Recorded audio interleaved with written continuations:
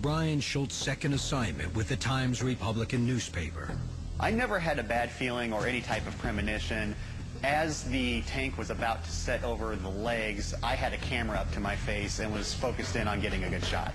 Brian got the shot, and a shock of a lifetime.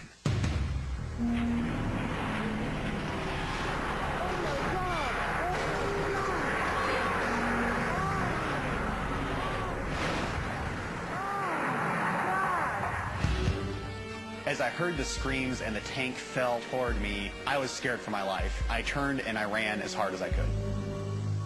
It was a heartbreaking moment. The pit drops in your stomach, you become nauseous. Almost immediately, tears sprang to my eyes.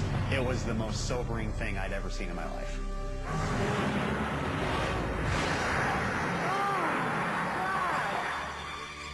Once the tower hit and you heard all the wreckage slam into the ground, the fear was instantly replaced with sorrow.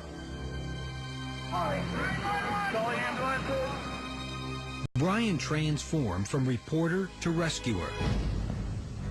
Two men were on the tower when the tank came crashing down.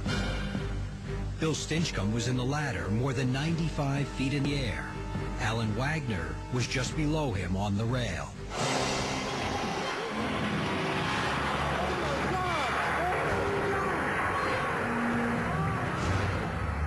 Wasn't breathing when Brian got to him. While I was breathing for Alan and the chest compressions were occurring, I ingested a great deal of blood. There was no doubt in my mind that he was dead. But he had a mother, he had relatives who cared about him, and there was no way that anybody at that scene was going to let him lie there without helping him. Amazingly, the crane operator, Sean Cochran, and the other man on the tower, Bill Stinchcomb, were alive and conscious. I remember going backwards at a very high rate of speed. I really thought that that was my final day.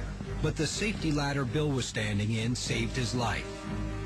The inch-thick steel bars acted like a roll cage and absorbed a lot of the shock of his near 100-foot fall. That would be like jumping off a 10-story building.